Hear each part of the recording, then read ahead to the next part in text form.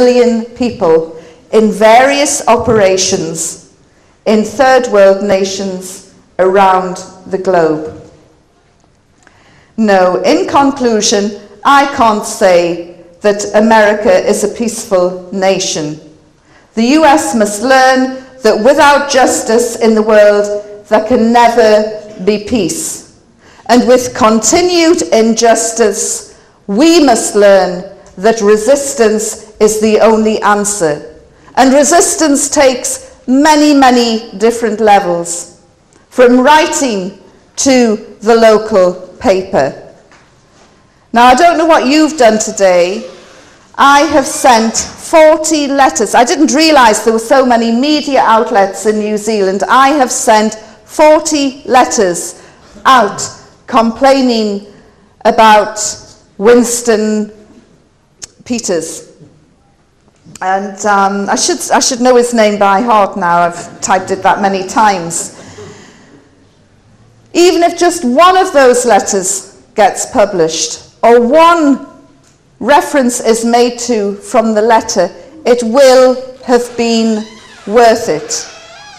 I want you all to adopt a zero tolerance to people like Winston Peters. I want you to adopt a zero tolerance whenever you hear George Bush and you don't like what he says, which will probably be every single day for the rest of his presidency, to send a letter in to the newspapers or to ring a radio phone-in program.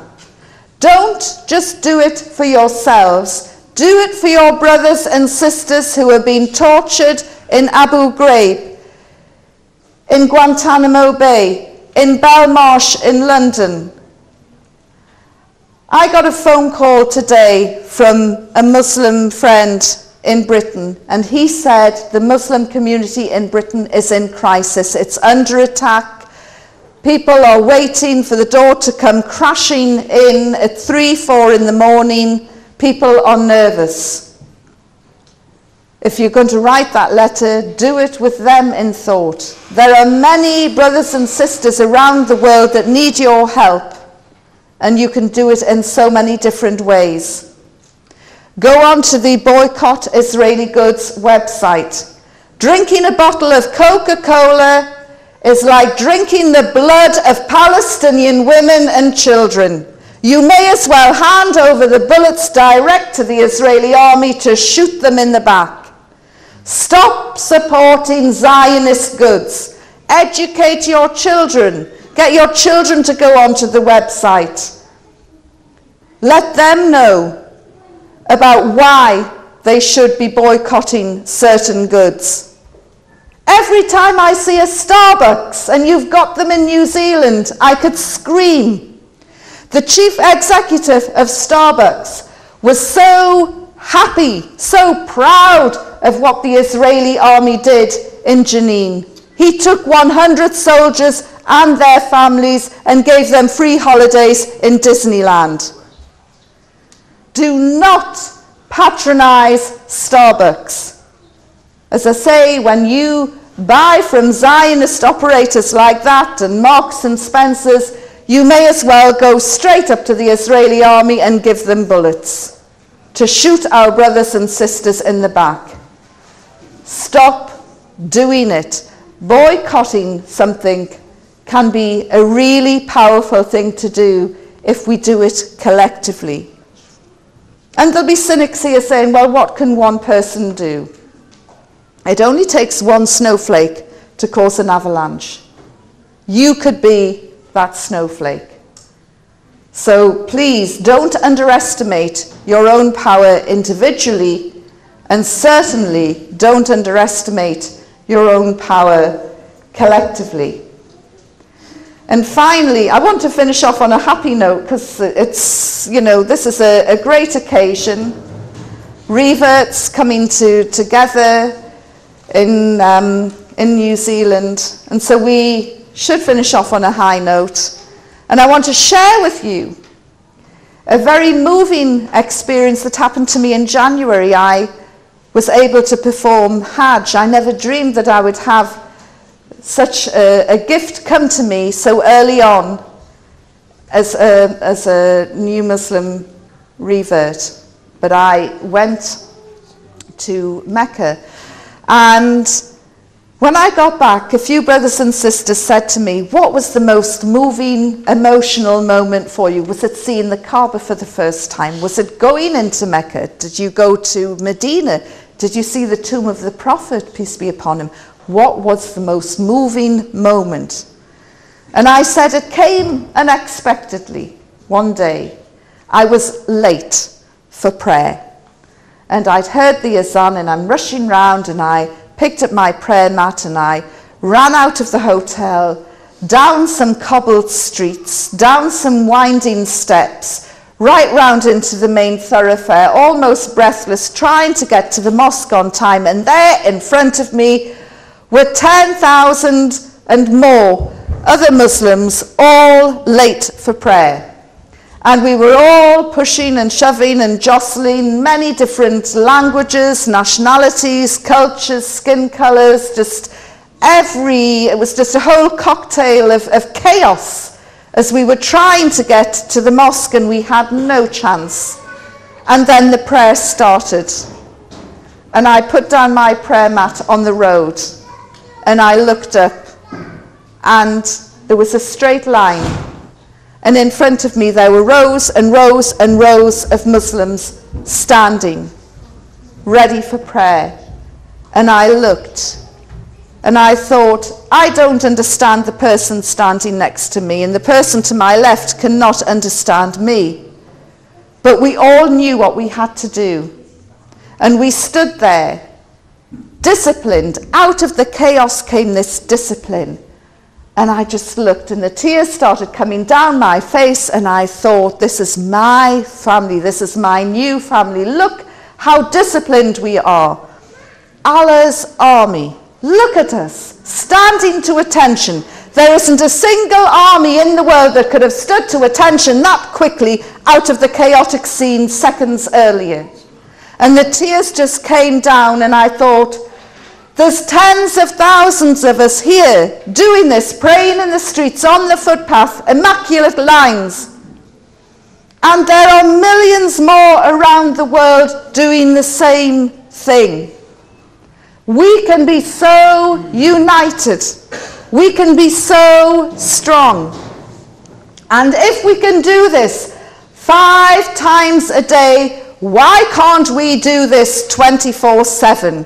Because if we did this 24/7, if we were this united and this disciplined, people would respect us. They wouldn't dare invade our lands. They wouldn't dare abuse our brothers and sisters and lock them up and persecute them and rape them and sodomize them. They wouldn't dare pick up our Quran and defile it.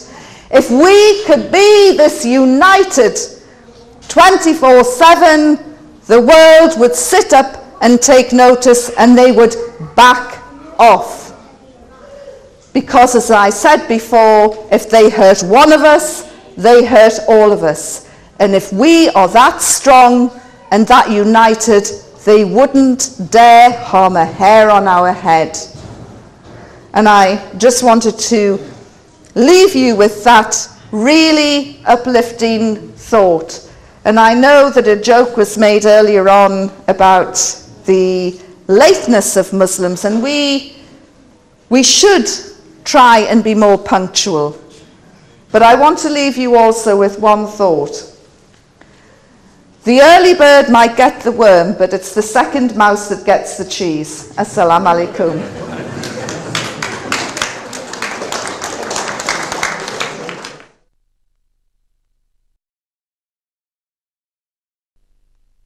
Walaikum, sister. Walaikum salam.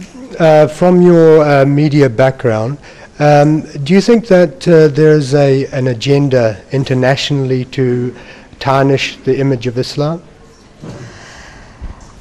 Sometimes I think that the rubbish that's written about Muslims and Islam is part of an agenda, is part of an Islamophobic drive. Other times I think that it is down to pure ignorance of the journalist writing the story. And this is when it's the latter this is where we come in by sending in letters, because if journalists have made fools of themselves, they won't want to repeat the mistake again. And also, if it is an Islamophobic drive and there is a lot of mail coming in, then it will also send out a clear signal that we're not going to tolerate such rubbish either.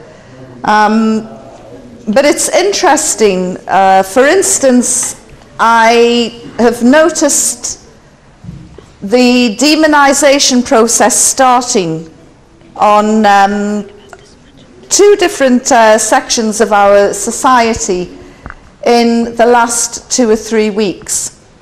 One is of the Pakistan community, and I'm not quite sure why. I haven't quite got the full picture yet. But as you know, the identities of the so-called London bombers the other week, the majority were British-born Asians. And as a result of that revelation, 200 Pakistanis were rounded up and arrested in tear gas operations on madrasas, which left young schoolgirls in tears and in fear. But 200 Pakistanis were rounded up in Pakistan and locked up. Then there was the Egyptian bombings, and again the Egyptian authorities were saying, oh, Pakistanis were behind this. And you know, you begin to learn the signs and recognize the signs of the demonization process, and I'm not quite sure why that is. I'm sure it will unfold in the next few weeks. And the other demonization process was targeted at a non-violent political group which has organizations throughout the world called Hizb ut-Tahrir. I'm not a follower or supporter of HT as they are known in Britain. However, I can put my hand on my heart and say that this is a non-violent, politically motivated group which wants to the return of the caliphate, and they want to bring about that change by political thought, certainly not actions. And yet, if you watch over the coming weeks, you will see this group being singled out and demonized, and it will eventually, I think, face being banned in Britain. I know it's banned in some Arab countries, and I still haven't got the full picture of that. But quite often, groups and countries and individuals aren't picked out at random. There is a more hidden agenda behind it. So, you know, we have to be very wary and watchful for these signs. Do you think the suicide bombings in Baghdad and London and 9/11, are they justified as jihad? I mean, would we say that we're fighting for Islam if the Muslims committed them?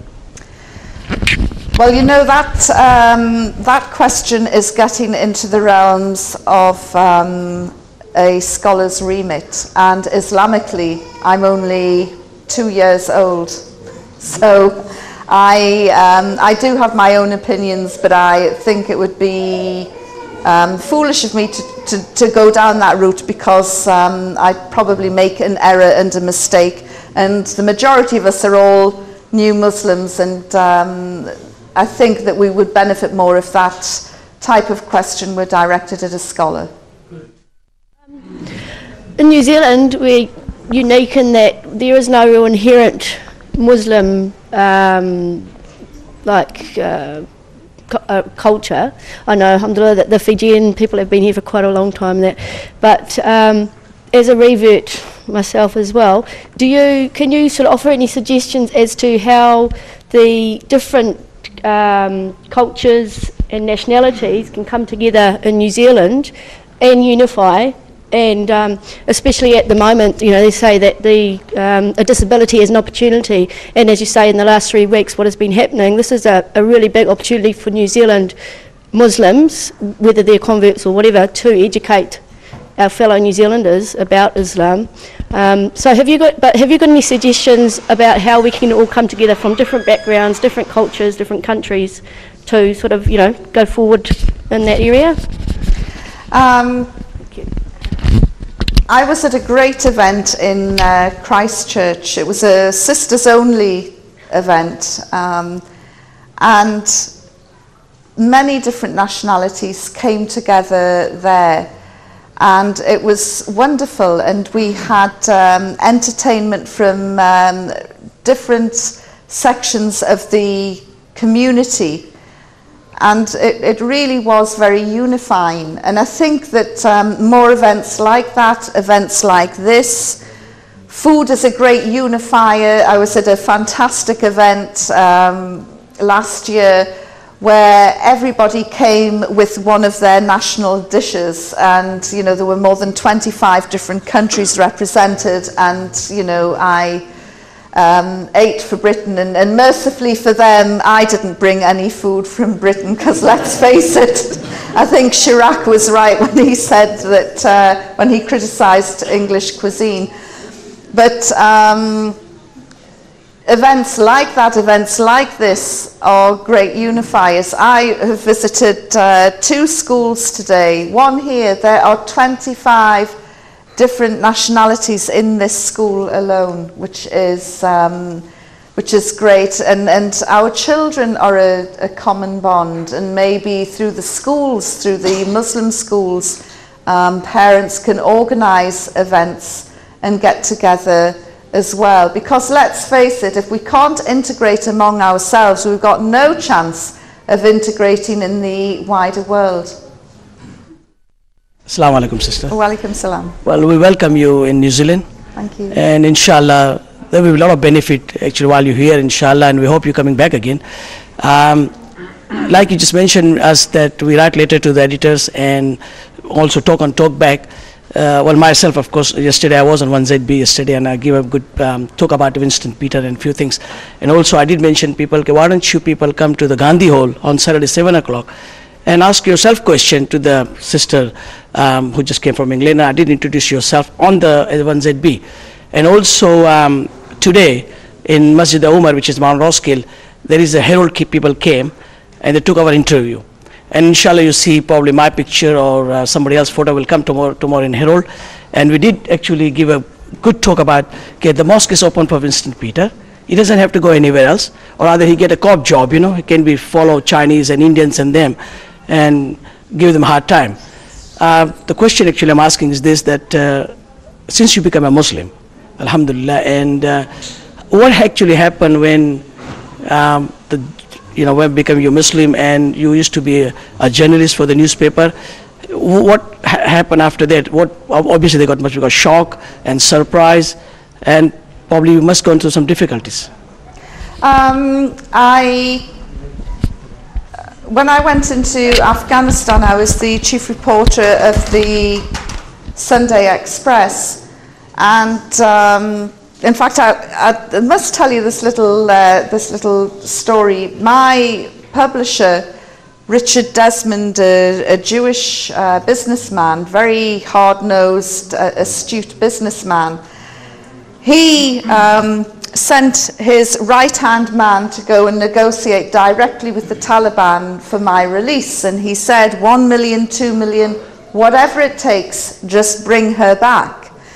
And the editorial director went out to Islamabad and knocked on the door of the Taliban embassy, and he was with an Urdu-speaking lawyer, and she kept this man right on matters of etiquette. And they were very impressed that they had bothered to go directly to the embassy, because the Taliban had been ostracized by the entire world. Nobody was talking to them, and yet here some Westerners rolled up, knocked on the door, wanted to sit down and talk. And that evening, Paul Ashford, the editorial director, called the publisher, Richard Desmond, and he said, I didn't get out the checkbook. And he went, oh, how much do they want? And he said, well, I don't think they want money, Richard, and I think it would have been the worst thing possible had I got out the checkbook and said, how much do you want? And he said, so what are they after? Arms? And he said, no, they just want to be treated with some respect. And Mr. Desmond said, are these people sick? And as a hard-nosed businessman, he couldn't understand why they wouldn't have been interested in money. But you know, he and the team worked round the clock to get me out of that situation. And I've forgotten what the question was now. Oh, right, yes. So, yes, that was just to show how valuable the company, or how they valued me. And I left a few months later because I wanted to go back to Afghanistan. And they said, we can't go through the same again, you'll be targeted. And we parted on friendly terms, and I still, even now, do occasional work for them. And then I moved into television and radio and expanded my brief. And now I'm working for the Islam channel. I've got a couple of brochures here for anybody who is interested. And I have to say at this point that my views that I've expressed tonight aren't aren't necessarily those of the Islam channel. Just thought I'd get that one in. But so now I'm working in an Islamic atmosphere with Muslims, and we're doing a lot of dawah work, and I have a political program, and we're having really good fun entertaining and informing and motivating Muslims and non-Muslims alike. And we even had, we've had a few people revert as a result of watching the Islam channel, and we even had one sister who took her shahada down the telephone live on TV, the first high-tech shahada, and it was brilliant. So, but I still do keep in and still work for the Old Fleet Street crowd when they want me. باعتبارك أنت إعلامية قديمة، ما سر الحملة التي يقوم بها الإعلام الغربي على الإسلام؟ هذا أولا. وهل تعتقدين أن هذا الإعلام موجه من جهات أخرى؟ ثم ما هي أفضل السبل لأن تصبح العلاقة بين المسلمين بخاصة في بلاد الغرب وبين الإعلام الغربي تصبح العلاقة جيدة؟ وشكرا. Brother is Dr. Zaid Umar Mustafa. He's a professor in King Ibn Saud University in Islamic Studies. He preferred to express himself in Arabic. His question is that what is the secret behind this vicious campaign against Islam? Do you think that it is intentionally directed by governments? And the third part of the question is, what methods you would suggest to create an atmosphere of communication, positive communication between Muslims and between the mass media that creates this kind of vicious campaigns? Thank you. Yes, there is a campaign against Islam, and of course it is coming down from governments, because a lot of powerful people are in government. And the reason why they fear Islam so much, one of the reasons is, look at tonight. What were we all doing a few years ago? We were probably all sold on the Western excesses, smoking, alcohol, goodness knows what else, TV. Well, I work for the Islam channel, so we'll not go too far down that route. But look what's happened to the reverts. In Britain alone, there are 14,000 reverts to Islam since 9/11. The Quran since 9/11 has become the best-selling book in the world. More people are converting to Islam than any other faith in the world. And the vast majority of those converts, reverts, are women. And it has the governments scared. Why? Because we don't need grand churches or men with pointy hats and crooks to bow down to pray to God and use as a conduit, and we don't have to empty our pockets and throw them into collecting tins. If we want to create a mosque, we do that. We can draw a line in the sand, and that is our mosque. We don't drink. Now, America is the greatest superpower in the world, the largest army in the world, the greatest arsenal in the world. And it introduced prohibition, banned alcohol in the 1920s. And the greatest superpower in the world couldn't stop people drinking. How many people in here drink? I'd like to bet 0. Why? Why don't we drink? Because we fear America? Because we can't afford it? Because we're saving up for something? No. Because we fear no one but Allah. And that is what the governments, the men in power, are afraid of. They fear our fear of Allah. And to illustrate how great this fear is, I'll tell a very simple story. There is a brother called Martin Mabanga. He was one of the Guantanamo Bay detainees, and he was released a few months ago. And he finally got to see his family, and he said to his sister, I got letters from you, but phrases were blacked out. And so I couldn't understand what it was that you had said. And he showed her the letters, and everything that had been blacked out was, Inshallah. May Allah protect you. God willing. Any reference at all to God and Allah was blacked out. That is how they fear us. It wasn't a subversive message. You know, the file is in the cake under nothing like that. Allah. They fear Allah, not in the way we do. But this is why they have gone to war on Islam. Because they can't control us in the way that they would like to. And that is what it is all about. You have mentioned the demonization of Pakistanis and Hizb ut-Tahrir. Anything from your understanding of current politics about Syria? It's the relationship Syria and America has, it's schizophrenic. America keeps saying that Syria is in the axis of evil, and then it's knocking on the back door saying, take this prisoner and torture him and get whatever information you can.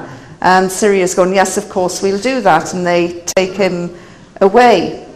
Then we're told that American troops are going into Syria when they're patrolling the borders of Iraq, and they're saying that Syria is providing all these foreign fighters. I know that that's untrue, and I know that that's propaganda, but Syria seems prepared to put up with this. It's a really bizarre relationship. It's an abusive relationship, and Syria is in some sort of denial. It's acting like a battered wife. It's keeping silent, and it's been humiliated, and yet it is being craven in its desire to please America. And it's very, very bizarre. But I do not think for one moment that America's next military adventure will involve Syria. And, you know, maybe somebody else in here can explain the relationship better, or maybe they've got a better insight, but it's certainly very schizophrenic.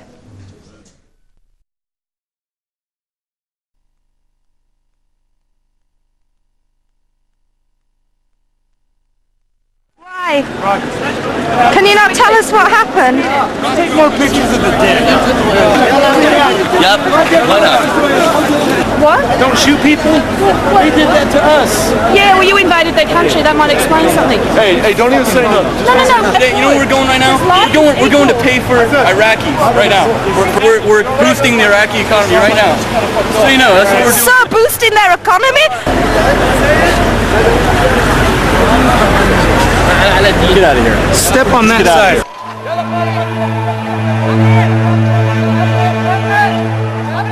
These are images from the war in Iraq. Images our media and governments would prefer you didn't see. That's many family lives here. Many Iraqi family lives here. The war is taking a terrible toll on the entire population. The Lancet reported that up to 100,000 Iraqis have been killed and many more wounded, including thousands more who've lost limbs. His wife and 2 sons, and what remained for him. He says this boy, he got amputation of his foot. Men, women and children have been kidnapped, while entire communities have been displaced. Now, nearly 2 years on, the security situation grows worse by the day. In addition, thousands more casualties have been inflicted in the city of Fallujah as a result of 2 massive attacks. It appears that the politicians and generals are no longer accountable to the mainstream media, who are now exclusively embedded with the British and American forces. Since Al Jazeera has been banned and freelance journalists are being killed and kidnapped, almost no one is left to report the war independently. This has effectively turned the casualties into the silent victims of the war.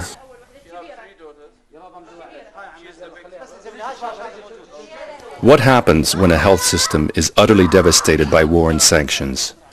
How can it cope without medicines, anesthetics, electricity, surgical equipment, and qualified medical staff?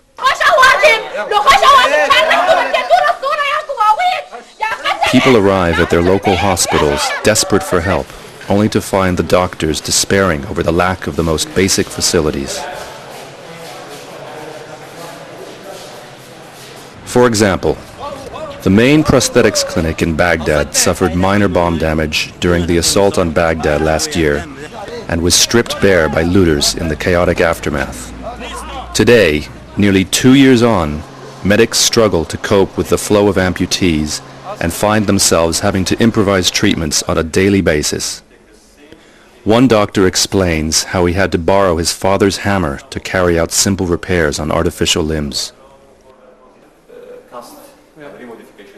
Meanwhile, promises of assistance from occupying forces have largely failed to materialize.